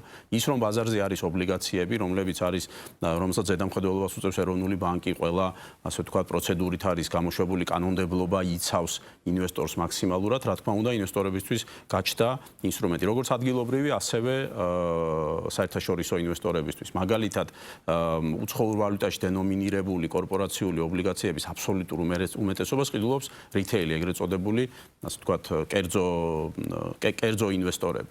ჩვენ მაგალითად ვფიქრობთ, როგორ გავზარდოთ ინტერესი კერძო ინვესტორების ლარის ობლიგაციების მიმართ და აი ამ, ასე ვთქვათ, პრიორიტეტების მიხედვით გვექნება კონკრეტული სიახლეები პროგრამაში, რომელსაც ძალიან მალე, ასე ვთქვათ, გავაჟღერებთ და ეს უკვე შესაბამის მთავრობის დადგენილებებით იქნება დამოწმებული. ფონდების მიმართულებით გვაქვს პრინციპში დასრულებული მუშაობა პროგრამაზე, როდესაც სახელმწიფო მოიწევს აქტივების მმართველს და აქტივების მმართველი არის ყველაზე მეტად სუსტი რგოლი ამ შემთხვევაში, რომელიც ჩვენ ეკოსისტემას აკლია, მოიწევს აქტივებს. ეს პროგრამა ძალიან მალე დაიწყება მომავალ წელს, მოიწევს აქტივების მმართველს და მეორე მხრივ იქნება თვითონ ერთ-ერთი ძირითადი ინვესტორი საინვესტიციო ფონდში იმ პრინციპით, როგორც არის თქვათ შეზღუდული პარტნიორის ფუნქცია და როგორც არის აქტივების მმართველი ფუნქცია. საკანონმდებლო ახალი მიმართულებებიც გვექნება, პარლამენტშია უკვე კანონი ფაქტორინგის შესახებ, რომელიც არის უმნიშვნელოვანესი ინსტრუმენტი განსაკუთრებით მცირე და საშუალო მეწარმეებისთვის საბრუნავი კაპიტალის უზრუნველსაყოფად. ეს არის, როდესაც მათ ჩდებათ ისევ საკანონმდებლო მოწესრიგებით შესაძლებლობა, რომ ფინანსური მისაღებელი, რომელიც თქვათ პროდუქციის რეალიზაციის შედეგად გარკვეული ვადის შემდეგ აქვთ მისაღები, მყისიერად მოახდინონ მისი, ასე ვთქვათ, გაყიდვა, ამ მისაღებლის კაპიტალიზაცია და საბრუნავ რესურსად გამოყენება. ასევე გაზაფხულზე იმედი მაქვს, რომ შევიტანთ პარლამენტში კანონპროექტს უძრავი ქონების ტრასტების შესახებ. ესეც არის უმნიშვნელოვანესი ინსტრუმენტი, როგორც საინვესტიციო, ასევე რესურსის მოსაზიდი ამ შემთხვევაში დეველოპერული სექტორისთვის არის სპეციალური მოწყობის ფონდები, სადაც უძრავი ქონების პროფილით ხდება ძირითადად აბსოლუტური უმრავლესობა რესურსების ინვესტირება. ასე რომ მომავალი წელიც გვექნება საკმაოდ აქტიური, როგორც კაპიტალის ბაზრის მიმართულებით, ასევე აწარმოა საქართველოში მიმართულებით. ჭიტავახსენე დასაწყისში და ვიტყვი, რომ აქაც მნიშვნელოვანი სიახლით ვიწყებთ უკვე 2026 წელს 4 საერთაშორისო აქსელერატორი შემოვიყვანეთ, რომლებიც დაიწყებენ ოპერირებას და ქართულ სტარტაპებს კიდევ უფრო მეტი შესაძლებლობა გაუჩნდებათ იმისთვის, რომ გაზარდონ თავიანთი ბიზნესი და წვემა გაუჩნდეთ საერთაშორისო როგორც ინვესტორზე, ასევე მომხმარებელზე. კი ბატონო, და ჩვენი საუბრის ბოლოს ბიზნესთან ურთიერთობა ეს ერთ-ერთი ყველაზე მნიშვნელოვანი ნაწილია, რომელიც თქვენი ყოველდღიურობაა. დღევანდელი მოცემულობით ბიზნესმენს, რომელსაც აქვს გარკვეულწილად ახალი პროექტის განხორციელების სურვილი, ან გარკვეულწილად აქვს გამოწვევა ამა თუ იმ ნაწილში, შეუძლია თავისუფლად ეკონომიკის სამინისტროს შესაბამის სტრუქტურებიდან გაიაროს კონსულტაცია, მიიღოს ნებართვა. ანუ ეს რამდენად გამჭვირვალე პროცესი გაქვთ და რამდენად მზად ხართ, რომ კიდევ უფრო აქტიურები იყოთ ბიზნესთან ურთიერთობის კუთხით. ძალიან მნიშვნელოვანი საკითხია ნამდვილად. ვერასოდეს ვიტყვი, რომ საკმარისი არის ის ურთიერთობა და ალბათ მაქსიმალურად ვცდილობთ, რომ ყოველთვის ახალი არხები გავაჩინოთ კომუნიკაციის. თავისთავად ვიტყოდი, რომ ეკონომიკის სამინისტრო ერთ-ერთი და მაქსიმალურად გახსნილი უწყება ნებისმიერი დონის, ზომის და ასე ვთქვათ, ინდივიდუალური ბიზნესის თუ ამ შემთხვევაში ასოციაციების ან სხვადასხვა ჯგუფების მიმართ, თუმცა მაგალითად ისევ, როდესაც ვსაუბრობ მცირე და საშუალო ბიზნესზე, ჩვენ გადავწყვიტეთ ამ ურთიერთობის უფრო ინსტიტუციონალიზაცია და წესრიგში მოყვანა და ეს გამოიხატა იმაში, რომ უკვე მეორე წელია აწარმოებს საქართველოს ავითარებს ეგრეთ წოდებულ ბიზნესის კეთების კომპეტენციის ცენტრებს რეგიონებში ამ შემთხვევაში, სადაც მცირე და საშუალო ბიზნესს აქვს შესაძლებლობა არა მხოლოდ ინფორმაცია მიიღოს, არამედ ძალიან კვალიფიციური მომსახურება მიიღოს ისევ კერძო სექტორიდან, ამ შემთხვევაში სახელმწიფო არის დამაკავშირებელი და გარკვეული ფინანსური უზრუნველმყოფი იმისა, რომ მცირე და საშუალო ბიზნესმა მიიღოს აიმაღლოს კომპეტენცია ბიზნესის კეთების. დიჯიტალიზაცია, ფინანსური ანგარიშგება, იურიდიული საკითხები, მარკეტინგი, გაყიდვები, ბრენდინგი, შეფუთვა, საკმაოდ ვრცელი ასე ვთქვათ, სია იმ სერვისების, რომელსაც ვთავაზობ და წლევანდელი მონაცემებით დაახლოებით 600 მცირე და საშუალო მეწარმემ გაიარა, ასე ვთქვათ, ამა თუ იმ ტრენინგში ან მიიღო კონკრეტული მომსახურება სახელმწიფოს დაფინანსებით. ეს არის ის უნიშნულოვანესი ბერკეტი, როდესაც ჩვენ ვსაუბრობთ ერთის მხრივ ფინანსურ ხელმისაწვდომობაზე, მაგრამ მეორეს მხრივ ვსაუბრობთ, რომ ჩვენთვის ნომერ პირველი ამოცანა არის პროდუქტიულობის ზრდა, მათ შორის მცირე და საშუალო ბიზნესში და აქ უკვე შემოდის ტექნოლოგიები, აქ შემოდის ნოუ-ჰაუ, აქ შემოდის ის ახალი გადაწყვეტები, რომლებიც მრავლად არის სოფლიოში და ჩვენ ვალდებული ვართ, რომ ქართულმა ბიზნესმა, ქართულმა კერძო სექტორმა ამითი მაქსიმალურად ისარგებლოს. ძალიან დიდი მადლობა საინტერესო საუბრისთვის და შევხვდებით 2026 წელსაც, ბევრი სიახლე დაანონსეთ და ბუნებრივია ბიზნეს პარტნიორი ამ სიახლეებს მიყვება და დეტალურად გააშუქებს. ირაკლი ნადარიშვილი ბიზნეს პარტნიორის პირდაპირ ეთერის სტუმარი. ეკონომიკური პროცესების პარალელურად 2025 წელი არანაკლებ მნიშვნელოვანი იყო სოფლის მეურნეობისა და გარემოს დაცვის მიმართულებით. კლიმატური გამოწვევების, ბაზრებზე ხელმისაწვდომობისა და წარმოების ეფექტიანობის ფონზე. აგროსექტორი ერთდროულად დგას როგორც ეკონომიკური შესაძლებლობის, ისე გარემოს დაცვითი პასუხისმგებლობის წინაშე. სწორედ ამ კონტექსტში ვაგრძელებთ 2025 წლის შეჯამებას და ჩვენი გადაცემის მეორე სტუმარია გარემოს დაცვისა და სოფლის მეურნეობის მინისტრის პირველი მოადგილე ნინო თანდილაშვილი, რომელთან ერთადაც ვისაუბრებთ აგროსექტორის შედეგებზე, სახელმწიფო პროგრამის ეფექტიანობაზე, გარემოს დაცვის პოლიტიკასა და იმ მოლოდინებზე, რომლითაც სამინისტრო 2026 წელს ხდება. მოგესალმებით, ძალიან დიდი მადლობა გადაცემას სტუმრობისთვის. ძალიან ბევრი თემაა. რა თქმა უნდა, არანაირი გადაცემა არ გვეყოფა, მე და თქვენ სოფლის მეურნეობის საკითხებზე და გარემოს დაცვის ნაწილზე დეტალურად საუბრისთვის, თუმცა მაქსიმალურად ერთად შევეცადოთ, შევაჯამოთ ერთგვარად ეს წელი. ბევრჯერ შევხვედრივართ ამ ეთერში და ეხა მინდა მთავარზე ვისაუბროთ, იმ მთავარ შედეგებზე, რომელსაც ამ შემთხვევაში სამინისტრო ხედავ და მიგაჩნიათ, რომ 2025 წელს ეს იყო თქვენი რეალურად შედეგი. და აი ამ შედეგებიდან გამომდინარე, მე უკვე რას გეგმავთ 2026 წელს. ასევე რა თქმა უნდა, მინდა შევეხო გამოწვევებსაც, სირთულეებსაც. ბუნებრივია, ძალიან დეტალურად გვაქვს ბიზნეს პარტნიორში განხილული ყველა ნაწილი. რთველი იქნება ეს თუ გარემოს დაცვის საკითხები თუ ახალი რეგულაციები, თუმცა საინტერესოა თქვენი გადმოსახედიდან. რა არის მთავარი, რაც შეძელით 2025 წელს? საღამოშვიდობის მოგესალმებით, მივესალმებით თქვენ მაყურებელს. რა თქმა უნდა, მინდა მადლობა გადაგიხადოთ მოწვევისთვის და ყოველთვის ძალიან სასიამოვნოა თქვენ ეთერში მოსვლა და განსაკუთრებით წლის ბოლოს, როცა შეგვიძლია რომ შევაჯამოთ ის შედეგები, რაც გვაქვს გარემოს დაცვის და სოფლის მეურნეობის მიმართულებით და ბუნებრივია გეგმები, რომელიც ჩვენ სამინისტროს აქვს. ძალიან მნიშვნელოვანი წელი იყო ჩვენი სამინისტროსთვის, იმიტომ რომ ჩვენ დავიწყეთ მნიშვნელოვანი სტრუქტურული რეფორმების განხორციელება სამინისტროს სისტემაში, რამაც საშუალება მოგცა, რომ რა თქმა უნდა გამოგვეკვეთა ის პრიორიტეტული მიმართულებები, რაც სამინისტროსთვის არის ძალიან მნიშვნელოვანი და ბუნებრივია როგორც ცენტრალურ აპარატში, ასევე სხვადასხვა სტრუქტურულ ერთეულებში მნიშვნელოვანი ცვლილებები განვახორციელეთ. საბოლოო ჯამში ამ ცვლილებების მიზანი არის, რომ ჩვენი სამინისტრო გახდეს უფრო მეტად ერთის მხრივ ღია გამჭირვალე მიმდინარე პროცესებში და მეორეს მხრივ სერვისებზე ორიენტირებული, იმიტომ რომ ჩვენ ვფარავთ ფაქტობრივად ჩვენი მოსახლეობის ძალიან დიდ ნაწილს, როგორც სოფლის მეურნეობის სექტორში ჩართულს, ასევე ბუნებრივია გარემოს დაცვის მიმართულებით უამრავ სფეროს მოიცავს. ჩვენი სამინისტრო და ამიტომ ძალიან მნიშვნელოვანია, რომ მოქალაქეებს გაუადვილდეთ წვდომა იმ სერვისებთან, რასაც სამინისტროს თავაზობს და ეს იყო ერთ-ერთი მნიშვნელოვანი მიმართულება ჩვენი, ასე ვთქვათ, შიდა სტრუქტურული რეფორმების და ბუნებრივია ამას არ შეუფერხებია, ასე ვთქვათ, პროცესები, რაც შეიძლება ჩაითვალოს როგორც პროგრესად, როგორც იქნება ეს, როგორც მელიორაციის მიმართულებით, სხვადასხვა პროგრამები, რომელიც სოფლის მეურნეობის კუთხით ხორციელდება და წელსაც ბუნებრივია ეს პროგრამები გაგრძელდა, იქნება ეს რთველის წარმატება თუ ასე შემდეგ. თითოეული მიმართულებით რო ვისაუბროთ, ბუნებრივია ალბათ ამის საშუალება გვექნება, მაინც გამოვყოფდი ალბათ მნიშვნელოვანს წელს წლევანდელ რთველს, იმიტომ რომ ორი ასპექტით იყო წლევანდელი რთველი მნიშვნელოვანი ჩვენთვის, სამინისტროსთვის და ფერმერებისთვის.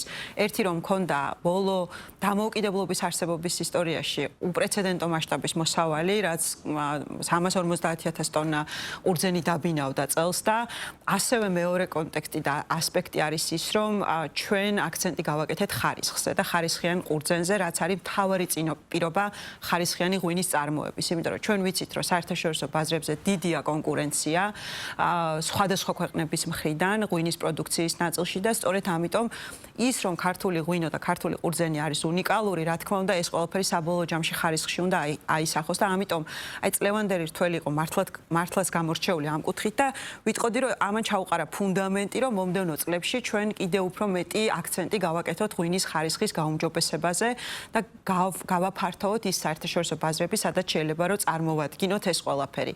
ვიტყოდი ასევე მელიორაციის ნაწილში მნიშვნელოვან მიღწევას, ერთის მხრივ დავასრულეთ უამრავ 26-მდე პროექტი, რომელმაც საშუალება მოგცა, რომ დაახლოებით 12,000 ჰექტარ ფართობზე გაგვეუმჯობესებინა წყალუზრუნველყოფა ჩვენი ფერმერებისთვის, მაგრამ დავიწყეთ ძალიან მნიშვნელოვანი პროექტი. მე ვიტყოდი ასევე უპრეცედენტო პროექტი საქართველოს ისტორიაში, ეს არის ილტოს წყალსაცავის მშენებლობა, რომელიც იქნება, როდესაც ფაქტობრივად საპროექტო სამუშაოები დაწყებულია უკვე ამ წყალსაცავის და ჩავთვალოთ, რომ კახეთის რეგიონს მთლიანად, რომელსაც აქვს უდიდესი მათ შორის კიდევ პოტენციალი სოფლის მეურნეობის კუთხით, პროდუქციის როგორც ხარისხის, ასევე რაოდენობის დის ნაწილში, ჩვენ მთლიანად დავფარავთ ჩვენი ფერმერების საჭიროებას წყალუზრუნველყოფის ნაწილში. ეს არის ბუნებრივია მნიშვნელოვანი, დიდი წინ გადადგმული ნაბიჯი და პრიორიტეტული მიმართულება სახელმწიფოსგან, რომ აღარაფერი ვთქვათ, მათ შორის სხვა ისეთ მნიშვნელოვან საკითხებზე, თუნდაც იგივე გარემოს დაცვის კუთხით გამოვყოფდი ერთ-ერთ მიმართულებას, ეს არის სანებართო სისტემა, რომელიც ჩვენ წელს შევძელით და ერთი სარკმლის პრინციპით დავნერგეთ თითქმის ყველა გარემოს დაცვითი ნებართვის გაცემის შესაძლებლობა და მათ შორის შევთავაზეთ ბიზნეს დაჩქარებული მომსახურებები, რაც ვფიქრობ, რომ მნიშვნელოვანია, როცა ვსაუბრობთ სერვისების გაუმჯობესებაზე და პლასტიკის კუთხით გადადგმული დიდი ნაბიჯი უპრეცედენტო გადაწყვეტილება მთავრობის მხრიდან, რომელიც ვფიქრობ, რომ არის მნიშვნელოვანი როგორც გარემოს დასაცავად, ასევე ჩვენი თითოეული ამ ქვეყნის მოქალაქის ჯანმრთელობის უზრუნველსაყოფად. მეტნაკლებად თანმიმდევრულად, რა თქმა უნდა, საერთოდ რო არ მოგცემ საშუალებას, რომ ძალიან დეტალურად ჩავყვეთ, თუმცა არის საკითხები, რომელსაც მინდა რომ ყურადღება გავამახვილოთ. ბოლოდან დავიწყებ, ერთ-ერთი ყველაზე მნიშვნელოვანი ნაწილი ეს არის ნებართვების, გარემოს დაცვითი ნებართვების საკითხი და თქვენ ახლა ახსენეთ, რომ მაქსიმალურად დროში დავაჩქარეთ რა ეს პროცესები, რომ მაქსიმალურად სწრაფად შეძლოს ბიზნესმა ამ ნაწილის ამ მიმართულებით დაუშვათ პრობლემის მოგვარება. თუმცა რამდენად მოახერხებთ, რომ ერთის მხრივ დროში არ გაჭიანურდეს და მეორეს მხრივ რეალურად გაიცეს ეს გარემოს დაცვითი ნებართვები, ამას აქვს ძალიან დიდი მნიშვნელობა ერთი მარტივი მიზეზის გამო, იმიტომ რომ ჩვენ როდესაც ვსაუბრობთ ძალიან მნიშვნელოვანი ახალი პროექტების დაწყობაზე, ეს არ ნიშნავს, რომ დავუშვათ გარემოს მიმართულებით რაიმე სერიოზული ზიანი და მივაყენოთ და მათ შორის საზოგადოებას, მათ შორის მოსახლეობასაც ამ მიმართულებით სულ აქვს განცდა, რომ პირობითად ამა თუ იმ ნაწილში ვაშენებთ რაღაცას, რამდენად არის გარემოს დაცვითი ნაწილი გათვალისწინებული, რამდენად სწორად არის ეს გაცემული ეს ნებართვები და ხომ არ აქვს ამ ნაწილში რაღაც გადაცდომებს ადგილი. მზად ხართ იმისთვის, რომ ახლა გვითხრათ, რომ რეალურად ეს ნაწილი და ეს პრობლემა დროის დაჩქარებასთან ერთად არ იქნება, არ წარმოიშვება ერთ დღეს და არ მივიღებთ ისეთ სურათს, რომ პრაქტიკულად ნებართვები კი გავეცით, მაგრამ გარემოს დაცვითი ზედამხედველობის ნაწილში მოვიკოჭლეთ. კი, ძალიან მნიშვნელოვანი საკითხია და მე სულ ვამბობ ხოლმე და ყოველთვის აღნიშნავ, რომ სერვისების გაუმჯობესება არ გულისხმობს, რომ ჩვენ რაღაც საკითხები ყურადღების მიღმა უნდა დავტოვოთ და გარემოს დაცვის კუთხით დავივიწყოთ ის სტანდარტები და რეგულაციები, რაც ჩვენ ქვეყანაში მოქმედებს, არც ერთ შემთხვევაში ბუნებრივია იქ, სადაც შესაძლებლობა გქონდა, რომ სანებართო, ასე ვთქვათ, სერვისები დაჩქარდეს, იქ უფრო მეტი დაჩქარებული სერვისები შემოვიტანეთ, მაგრამ არის ცალკეული ტიპის ნებართვები, ძალიან ფუნდამენტური და ისეთი მნიშვნელობის თავისი შინაარსით, მაგალითად გარემოზე ზემოქმედების შეფასების ნებართვა, სადაც ბუნებრივია გვაქვს მათ შორის, ესე ვთქვათ, შესაძლებლობა, რომ დროში კონკრეტულ ვადაში გავცეთ ეს ნებართვა, მაგრამ არც ერთ შემთხვევაში იმის ხარჯზე, რომ იქ ჩვენ გარემოზაცვითი კუთხით სათანადო შეფასებები არ ჩავატაროთ და ამ კუთხით საექსპერტო შეფასებები არ გაკეთდეს სახელმწიფოს მხრიდან, იმიტომ რომ აქ ჩვენ საუბრობთ მნიშვნელოვან სახელმწიფოებრივ, საზოგადოებრივ თუ კერძო პროექტებზე, რომლებიც ასეთი ტიპის ნებართვებს საჭიროებს და აქ რა თქმა უნდა ჩვენი ყურადღება არის ძალიან მაღალი და ძალიან ესე ვთქვათ დეტალური შეფასებების დროს. ამიტომ სასახად შემიძლია ვთქვა, რომ აქ ჩვენ ვართ ძალიან კაფიო ჩვენი გადაწყვეტილებების მიღების დროს, ვიყენებთ ყველა იმ საექსპერტო რესურსს და შესაძლებლობას, რაც სახელმწიფოს გააჩნია, იქნება ეს დამოუკიდებელი ექსპერტების ჩართულობით თუ ჩვენი შიდა სამინისტროს კვალიფიციური კადრების მონაწილეობით, იმისთვის, რომ გარემოსდაცვითი ნებართვები, რომელსაც ჩვენ გავცემთ, აკმაყოფილებდეს იმ სტანდარტებს, რაც დღეს ქვეყანაში მოქმედებს. ამიტომ ბუნებრივია ის სერვისები, რასაც ვაუმჯობესებთ, გამჭირვალეს ვხდით, იმისთვის, რომ ბიზნესმა ზუსტად იცოდეს, როგორ დაგეგმოს თავისი პროცესები, ეს არც ერთ შემთხვევაში არ უნდა მოხდეს გარემოს დაზიანების ხარჯზე, იმიტომ რომ აქ რა თქმა უნდა ჩვენი პოზიცია არის ძალიან ცალსახად და მკაფიო. კიდევ გარემოს ნაწილს უკავშირდება, ეს არის პლასტიკის საკითხი, რომელთან მიმართებაშიც ბიზნესს აქვს წუხილი, აქვს გარკვეულწილად გულისწყრომაც, რომ მათ ნაწილს შემოტანილი ჰქონდა ეს პროდუქცია, ნაწილი ელოდებოდა და ამავდროულად. როგორ რა სახით მოგვარდით ბიზნესთან და რამდენად მოახერხეთ, რომ ამ შემთხვევაში აბსოლუტურად გეთანხმებით თითოეული ჩვენგანი ჯანმრთელობას ეხება და შეუძლებელია აქ რაიმე ტიპის თავშთ უკან დახევაზე იყოს საუბარი, თუმცა რამდენად მოახერხეთ, რომ ბიზნესის ინტერესებიც ამ ნაწილში ყოფილიყო დავშოთ გათვალისწინებული. კი ბატონო, მე დასაწყისში აღნიშნე, რომ ეს არის მართლაც უპრეცედენტო გადაწყვეტილება მთავრობის მხრიდან, იმიტომ რომ ეს არ ემსახურება მხოლოდ გარემოსდაცვის ინტერესებს. გარემოსდაცვის ინტერესები ბუნებრივია ძალიან მნიშვნელოვანია, იმიტომ რომ 600 მილიონი ოდენობის პროდუქციას რომ მოვიხმართ პლასტიკის ყოველწლიურად და დაახლოებით 6,000 ტონას რო უტოლდება ეს ყველაფერი, წარმოვიდგინოთ გარემოს დაბინძურების თვალსაზრისით რა საკითხებზე და რა მასშტაბებზე ვსაუბრობთ, მაგრამ აქ არის ძალიან მნიშვნელოვანი ასევე ის, რომ პლასტიკის ჭარბი მოხმარება და პროდუქციის მოხმარება ძალიან მავნე ზემოქმედების მოხდენია ჩვენ ჯანმრთელობაზე. იწვევს არაერთ დაავადებას, ენდოკრინული კუთხით უშვილობას და ძალიან ბევრ თამდევ დაავადებას. ამიტომ აქ ჩვენ გადაწყვეტილების მიღების დროს, რა თქმა უნდა დაგვებალანსებინა როგორც გარემოსდაცვითი, ასევე ჯანდაცვის ინტერესები, მაგრამ ბუნებრივია ბიზნესთან აქტიური კომუნიკაციით და მე ვფიქრობ, რომ ჩვენ აქ კონსენსუსი შევძელით, იმიტომ რომ ბიზნესს მივეცით საშუალება, რომ ასევე ვადაც, რომ ამ ვადაში მათ შეძლონში ქვეყანაში შემოტანილი პროდუქციის მარაგების გახარჯვა და შემდგომ უკვე ყველა ერთი თამაშის წესით ვაგრძელებთ ასე ვთქვათ ზრუნვას როგორც გარემოზე, ასევე ადამიანის ჯანმრთელობაზე და ძალიან კონსტრუქციული იყო ბიზნესის მხრიდან დამოკიდებულება, ამიტომ კიდევ ერთხელ ვისარგებლებ თქვენი ეთერით და მათ მადლობას გადავუხდი, იმიტომ რომ ყველა ფაქტობრივად იმპორტიორი, ასევე ადგილობრივი წარმოებელი ჩვენ ჩართული ყავდა ამ განხილვებში და საბოლოო ჯამში ის თარიღები, რაზეც შევთანხმდით, ვფიქრობ, რომ ყველასთვის, სახელმწიფოსთვისაც და ბიზნესისთვისაც არის ოპტიმალური და მისაღები ვადები ახსულებისათვის, ისევე როგორც ბიზნესისთვის, რომ მათ რაღაც გარკვეული ეს მარაგები გახარჯონ ამ პერიოდის განმავლობაში. რა ცვლილებები ან მოლოდინები უნდა ჰქონდეს საზოგადოებას დაუშვათ გარემოსდაცვის მიმართულებით, რამე ახალი ტიპის რეგულაცია იგეგმება თუ არა ახალი რეგულაციის შემოტანა, ან რამე მიმართულებით საკანონმდებლო ცვლილებები, რომ ამაზეც მივაწოდოთ ინფორმაცია 2026 წელს. კი ბატონო, ბუნებრივია ჩვენ გვაქვს ბევრი, ასე ვთქვათ, საინტერესო გეგმა, მათ შორის პლასტიკის კუთხით გავაგრძელებთ და გვექნება საინტერესო ინიციატივები. ჩვენ ასევე გეგმავთ გარემოს დაცვითი ნებართვების კუთხით, გამომდინარე იქით, რომ ახალი, ასე ვთქვათ, გარემოს დაცვის ნებართვები შემოდის 2026 წლიდან, აქაც გვინდა რომ გარკვეული სიახლეები დავნერგოთ სერვისების კუთხით და გავაციფრულოთ სრულად ჩვენი მომსახურებები გარემოს დაცვის თვალსაზრისით, იმიტომ რომ ესეც ძალიან მნიშვნელოვანია, როცა ვსაუბრობთ ზოგადად მომსახურების გაუმჯობესებაზე. გვაქვს ასევე მნიშვნელოვანი ინიციატივები დაცული ტერიტორიების გაფართოების მიმართულებით, იმიტომ რომ ბუნების დაცვა ეს არის ჩვენთვის ერთ-ერთი პრიორიტეტი და გეგმავთ რაჭის დაცული ტერიტორიების გაფართოებას, გვინდა ასევე სამეგრელოში ახალი დაცული ტერიტორიების დაარსება, სვანეთის მხარეში გეგმავთ კახეთის რეგიონის კენ გვაქვს ასე ვთქვათ გეგმები და გვინდა რომ დაახლოებით საბოლოო ჯამში 16%-მდე გავზარდოთ ჩვენი დაცული ტერიტორიების ფართობი, პარალელურად განვავითაროთ ეკოტურისტული ინფრასტრუქტურა დაცულ ტერიტორიებზე. გვაქვს ასევე მნიშვნელოვანი გეგმები სატყეო სექტორში, იმიტომ რომ ქვეყნის 54%, როდესაც წარმოადგენს მნიშვნელოვან ბუნებრივ რესურს ტყეს, გვესმის რომ ამას მოფრთხილება დაცვა სჭირდება, თუმცა ეს არის რესურსი, რომლითაც შეგვიძლია რომ მათ შორის ვისარგებლოთ ოღონდ მდგრადად და ამ კუთხითაც გვექნება საკანონმდებლო სიახლეები იმისთვის, რომ სატყეო სექტორში, ასე ვთქვათ, მივაღწიოთ იმ მიზანს, რომ დაცულობასთან ერთად მდგრადად მოვიპოვოთ ტყის რესურსები. გეგმავთ მათ შორის, ასე ვთქვათ,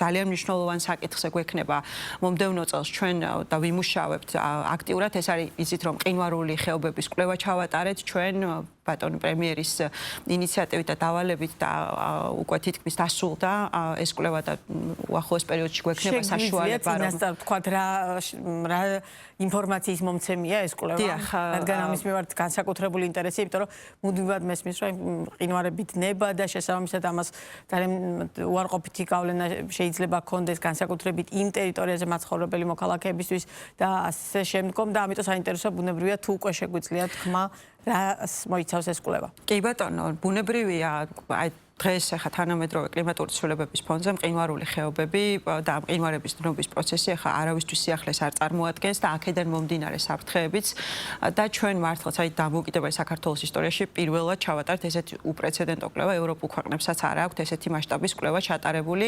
შვეიცარიის ალპებს და კიდევ რამოდენიმე ევროპულ ქვეყანას თუ არ ჩავთვლით და ამ წუთას ასე ვთქვათ ამ კვლევის შედეგებზე საუბარი გამიჭირდება უახლოეს პერიოდში ჩვენ ვაპირებთ ამ საკითხებს საუბარს საზოგადოებასთან, იმიტომ რომ ვიცით, რომ ძალიან მაღალია საზოგადოების ინტერესი და ბუნებრივია ამ კვლევიდან გამომდინარე გვაქვს ძალიან კონკრეტული გეგმები იმისთვის, რომ ჩვენი ასე ვთქვათ პრევენციული შესაძლებლობები ბუნებრივი საფრთხეების განვითარების შემთხვევაში კიდევ უფრო გავაძლიეროთ და კიდევ უფრო უკეთესად შევძლოთ იქ მცხოვრები მოსახლეობის ინტერესების დაცვა და გათვალისწინება და რისკების დაზღვევა, ხო? აი ეს არის ჩვენი მთავარი ამოცანა და მომდევნო წელსვე ჩვენი მხრიდან უკვე დაიწყება ძალიან კონკრეტული ღონისძიებების გატარება ამ კუთხით. იქ სადაც გარკვეული ასე ვთქვათ რისკები იდენტიფიცირებული არის ამ კვლევიდან გამომდინარე. ამიტომ ესეც არის ძალიან მნიშვნელოვანი სიახლე და მიმართულება, რაზეც ჩვენ ვიმუშავებთ. და ბუნებრივია ამ თემას საოცრად გავაშუქეთ ბიზნეს პარტნიორებსაც ამის პრეზენტაციას მოახდენ, თუმცა მან კიდევ ერთი მნიშვნელოვანი მიმართულება. სოფლის მეურნეობა და სულ მაქვს განცდა რომ და კითხვაც ბუნებრივია რომ ძალიან ბევრი ფინანსები იხარჯება ამ ნაწილში სახელმწიფოს მხრიდან, ბევრი პროექტია და ენერგიამომავალი იქნება თუ სხვადასხვა სახის პროექტები, რომელთა მიზანი იყო, რომ მაქსიმალურად ხელი შეგვეწყო ფერმერული მეურნეობების განვითარებისთვის, ადამიანებს მიგვეცა შესაძლებლობა, რომ რაც შეიძლება მეტად ეწარმოებინათ საქართველოში ადგილობრივი პროდუქცია და შენ, მაგრამ თავარი აქ ყოველთვის მაქვს კითხვა, რომ ამ ყველაფერმა მოგცა თუ არა ექსპორტის გაზრდილი მაჩვენებლები. გავზარდეთ თუ არა ექსპორტი და მაგალითად ქართული სასოფლო სამეურნეო პროდუქცია აქტიურად გაგვაქვს თუ არა საექსპორტოდ და არანაკლებ მნიშვნელოვანია რამდენად რეალურად მოვიხმართ ადგილზე მოყვანილ ქართულ პროდუქციას ასევე საქართველოში. ანუ ამ პროგრამებმა ბუნებრივია ხა კონკრეტულ ციფრებს არ გეკითხებით, მე გეკითხებით რეალურად რაც დავხარჯეთ და რა პროექტების განვახორციელებთ, უკუ შედეგს თუ ხედავთ თქო სახელმწიფო, რომ დავუშვათ ან ადგილობრივ ბაზარზე, ან ექსპორტის კუთხით ზრდა გვაქვს თუ არა მნიშვნელოვანი ამ ნაწილში. კი ბატონო, ძალიან მნიშვნელოვანი შეკითხვაა და ბუნებრივად ციფრებს ვერაულით გვერდს ესეთ შემთხვევაში და აუცილებლად უნდა ვთქვა ის გაუმჯობესებული მაჩვენებლები, რაც ჩვენ ექსპორტის კუთხით თქვა, გვაქვს მაგალითად 11 თვის მონაცემებით, წლევანდელი მონაცემები 8%-იან ზრდას აჩვენებს 2024 წლის მონაცემებთან შედარებით. ექსპორტის ნაწილში ქართული აგროსასურსათო პროდუქციის ეს არის მე ვფიქრობ საკმაოდ კარგი მაჩვენებელი და ეს კიდევ ერთხელ ხაზს უსვამს, რომ აი სახელმწიფოს მხრიდან, როდესაც გამოცხადა სოფლის მეურნეობის სექტორი პრიორიტეტულ მიმართულებად, როდესაც გამოცხადა არაერთი მხარდამჭერი პროგრამა, რომელმაც საშუალება მისცა ფერმერებს, რომ გაეშენებინათ თანამედროვე ბაღები, თანამედროვე ვენახები, გადამამუშავებელი და შემნახველი საწარმოები, ხო? ეს მთელი ღირებულებათა ჯაჭვი, რომელიც მნიშვნელოვანია სოფლის მეურნეობის სექტორის განვითარებისთვის. პარალელურად დაფინანსება სახელმწიფოს მხრიდან სამელიორაციო ინფრასტრუქტურის, რაც პირდაპირ არის დაკავშირებული ხარისხიანი აგროსასურსათო პროდუქციის წარმოებასთან, ამან საბოლოო ჯამში მოგვცა აი წელს უკვე 11 თვის მონაცემებით გაუმჯობესებული 8%-იანი საექსპორტო ზრდა ქართული აგროსასურსათო პროდუქციის, ისევე როგორც გამოშვების კუთხით, გამოშვების კუთხით იგივე დაახლოებით 8.4%-იანი ზრდა გვაქვს. ბუნებრივია, ჩვენი მთავარი მიზანი არის, რომ პროდუქცია, რომელსაც ჩვენ ვაწარმოებთ, რა თქმა უნდა, პირველ რიგში ხელმისაწვდომი იყოს ჩვენთვის, თითოეული ამ ქვეყნის მოქალაქისთვის, იყოს ხარისხიანი, აკმაყოფილებდეს სურსათის უნებლობის სტანდარტებს და ყველა ჩვენი პროგრამა, რომელსაც თქვენ ნახავთ, ხო, სოფლის განვითარების სააგენტოს მხრიდან რაც ხორციელდება, სწორედ აი ამ მიმართულებებს ფარავს. მარტივის გამო, იმიტომ ვკითხულობ, რომ იმდენად დიდია იმპორტი, მათ შორის სასოფლო-სამეურნეო პროდუქციის, რომ როდესაც დახზე ვუყურებთ ამ მოცულობით იმპორტს, ბუნებრივად გიჩნდება კითხვა, რომ რეალურად ძალიან ბევრი სახელმწიფო პროგრამა არსებობს ამ ნაწილში, თითქოს ბიზნესის აქტიურია, მაგრამ მაინც არ არის საკმარისი შედეგის თვალსაზრისით ეს წარმოებული პროდუქცია, სწორედ ამიტომ ვიკითხე. დიახ, და ამიტომ კიდევ ერთხელ ხაზგასმით მინდა აღვნიშნო, რომ ბუნებრივია ჩვენი მიზანი აქეთკენ მიემართება, რომ საბოლოო ჯამში გარკვეულწილად თვითკმარობის ნაწილში გქონდეს ზრდა ქვეყანას ქართული პროდუქციის და აქაც მინდა ერთი მნიშვნელოვანი გარემოება აღვნიშნო, რომ წელს ძალიან აქტიურად იყო ჩვენი სამინისტროს ხელმძღვანელობის მხრიდან შეხვედრები ფერმერებთან და უამრავი საჭიროება გამოიკვეთა მათ შორის, იმიტომ რომ გარკვეულწილად ანუ არსებული პროგრამები ხო, რომელიც უკვე მრავალი წელია ხორციელდება ჩვენი სამინისტროს მხრიდან, ჩვენ ხედავთ, რომ გარკვეულად წილად დახვეწა საჭიროებს. საჭიროა მასში ცვლილებები ისე, რომ კიდევ უფრო მეტად მოერგოს ფერმერის ინტერესებს და კიდევ უფრო მეტად წაახარისოს თუნდაც პირველადი პროდუქციის წარმოება, ხო, პირველადი აგროსასურსათო პროდუქციის წარმოება, რომელსაც ჩვენ დახსევ ხედავთ, ისევე როგორც მეორადი პროდუქტები, რომელიც ასევე ძალიან მნიშვნელოვანია თითოეული ჩვენგანისთვის. ამიტომ გვექნება მათ შორის სიახლეები აი პროგრამების ნაწილში მომდევნო წელს, რასაც ჩვენი სამინისტრო გეგმავს. რაღაც შეიძლება დაიხუროს, რაღაც შეიძლება დიახ, აი გარკვეული ასე ვთქვათ სიახლეები, დიახ, რომელზეც უფრო კონკრეტულად ბუნებრივია მომდევნო წელს ვისაუბრებთ, იმიტომ რომ ეს ჩვენი პროგრამები კიდევ უფრო მეტად მოერგოს ადგილზე ფერმერების საჭიროებს და ზუსტად იმ მიზნობრიობას, რაზეც თქვენ საუბრობთ, რომ მეტი პირველადი წარმოების თუ მეორადი წარმოების ქართული პროდუქცია იყოს როგორც ეროვნულ ბაზარზე და ადგილობრივ დახლებზე, რომელსაც ჩვენ გამოვიყენებთ თითოეული ჩვენი ქვეყნის მოქალაქე, რა თქმა უნდა, საექსპორტო პროდუქციაც არის ძალიან მნიშვნელოვანი. ხო, იგივე ხა მაგალითი რომ მოვიყვანოთ, აი ხო საქართველოს სახელმწიფო ძალიან აქტიურად არის ჩართული ციტრუსის მოსავლის დაბინავების პროცესში და ძალიან კარგი მოსავალი გვაქვს წელს. დაახლოებით 20,000 ტონა არის ციტრუსის მოსავალი, ექსპორტირებულია საკმაოდ დიდი ოდენობა ქართული ციტრუსის არაერთ ბაზარზე საერთაშორისო მიმართულებით, მაგრამ ასევე გვაქვს, ასე ვთქვათ, თანადაფინანსების კომპონენტი ისეთი ტიპის ციტრუსისთვის, რომელიც არ გამოიყენება დახლისთვის, მარტივად რომ ვთქვათ და რომელიც გადამუშავდება და სხვადასხვა მიზნობრიობით შეიძლება გამოვიყენოთ. აი ამ კუთხითაც უამრავი, ასე ვთქვათ, მიმართულება გვაქვს დაგეგმილი, რომელსაც დიახ ვიმუშავებთ მომდევნო წელს. აქ ეს ძალიან მნიშვნელოვანი დეტალი შემოდის, სამაცირე მეურნეობები, რომელიც სასოფლო-სამეურნეო პროდუქციის ერთ-ერთი ყველაზე მნიშვნელოვანი ნაწილია, იმიტომ რომ ჩვენ თუ გვაქვს ამბიცია, რომ ექსპორტი აქტიურად გავიტანოთ, მათი შენახვა უნდა შეგვეძლოს. ამ კუთხით რა ნაბიჯები გაქვთ გადადგმული, ან რა ნაბიჯების გადადგმას აპირებთ? კი ბატონო, აი მოგეხსენებათ, რომ არის ცალკე პროგრამა, რომელიც სამაცივრო მეურნეობების დაფინანსებას ითვალისწინებს, არის ცალკე, ასე ვთქვათ, შესაბამისი პროგრამა, რომელსაც სოფლის განვითარების სააგენტო ახორციელებს, რომელიც ემსახურება გადამამუშავებელი შემნახველი და გადამამუშავებელი საწარმოების მოწყობას.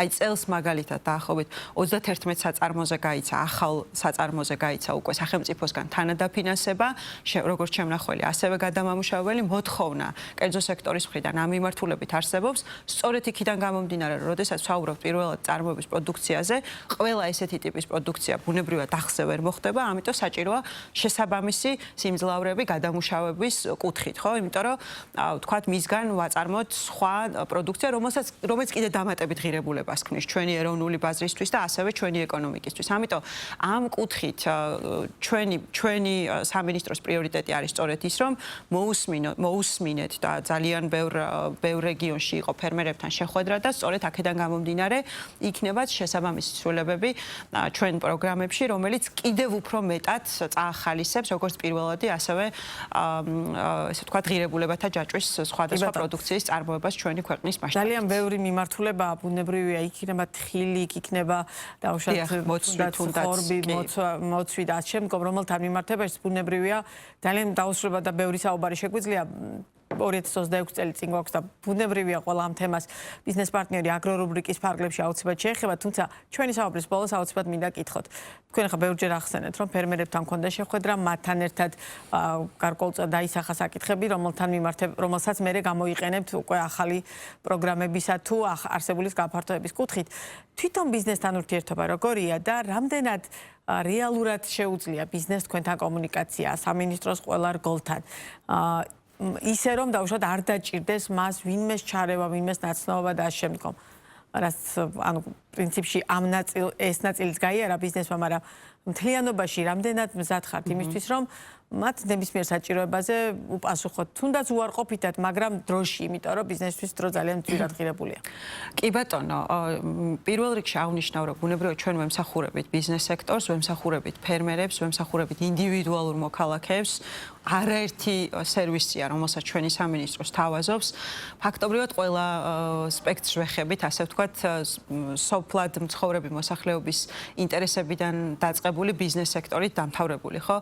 და აქაც რა თქმა უნდა, ჩვენი სამინისტრო არის მაქსიმალურად ღია, გამჭირვალე ამ ურთიერთობებში. ჩვენ ყოველთვის ვცდილობთ, რომ მაქსიმალურად მოусმინოთ ბიზნესს და გავითვალისწინოთ მათი პოზიციები ჩვენს მიერ გადაწყვეტილებების მიღების დროს, თუმცა არის შემთხვევები, რა თქმა უნდა, როცა არის სახელმწიფო ინტერესები და ბუნებრივია, აქ ჩვენ გვიწევს ბალანსის პოვნა, მაგრამ ღიაობის და გამჭირვალობის კუთხით მე ვფიქრობ, რომ ჩვენი სამინისტრო არის ერთ-ერთი, რომელსაც ძალიან აქტიური კომუნიკაცია აქვს ბიზნესთან და მე დასაწყისში რო ვისაუბრე, როდესაც ჩვენ საუბრობთ სერვისების გაუმჯობესებაზე, ხო? აი რომ წარმოიდგინეთ ახლა დაახლოებით 25 ტიპის სხვადასხვა ნებართვას გავცემთ გარემოს დაცვითი კუთხით და ასევე დაახლოებით ამდენს სოფლის მეურნეობის მიმართულებით სხვადასხვა კუთხით სერტიფიკატები იქნება ეს პროდუქციის ექსპორტისთვის თუ ასე შემდეგ, ხო? და სწორედ აქ გვინდა რომ ჩვენი სერვისები იყოს მაქსიმალურად ორიენტირებული მომხმარებელზე და გაციფრულებული იმისთვის, რომ მოკლე დროში ძალიან გამჭირვალეთ მოქალაქემ, ბიზნესმა და ყველამ, ვისაც უწევს ჩვენ სამინისტროსთან შეხება რაიმე ფორმით, რაიმე ტიპის სერვისთან მიმართებით, მიიღოს მოკლე ვადაში და აბსოლუტურად გამჭირვალე პირობებით. აი ეს არის ერთ-ერთი მნიშვნელოვანი მიმართულება, იქნება ეს სურსათის უნებლობის კუთხით შესაბამისი დოკუმენტაცია, რომელიც სჭირდებათ ჩვენს ფერმერებს თუ იგივე სოფლის მეურნეობის სამეცნიერო-კვლევითი ცენტრიდან თუ ლაბორატორიიდან ის მომსახურებები, რასაც ჩვენ ვთავაზობთ, რომ არაფერი ვთქვათ გარემოს დაცვის კუთხეზე, ამ კუთხით ჩვენთვის არის პრიორიტეტი, რომ იყოს ეს ყველაფერი გაციფრულებული, სერვისზე ორიენტირებული და მოქალაქეზე და ბიზნესზე და მათ ასე ვთქვათ, მათთვის დაჩქარებულად და ხარისხიანად და ეფექტიანად მომსახურებაზე ორიენტირებული საბოლოო ჯამში. ძალიან დიდი მადლობა არა მხოლოდ დღევანდელი სტუმრობისთვის, არამედ მთელი წლის განმავლობაში ძალიან აქტიური თანამშრომლობისთვის, წარმატებებს გისურვებთ და რა თქმა უნდა შევხვდებით 2026 წელსაც. მადლობა დიდი მოწვევისთვის კიდევ. ასეთი იყო ღამის ბიზნეს პარტნიორი დღეს, მე და თქვენ ერთმანეთს უკვე ხვალ შევხვდებით, მშვიდობიანი ღამე ნახვამდის.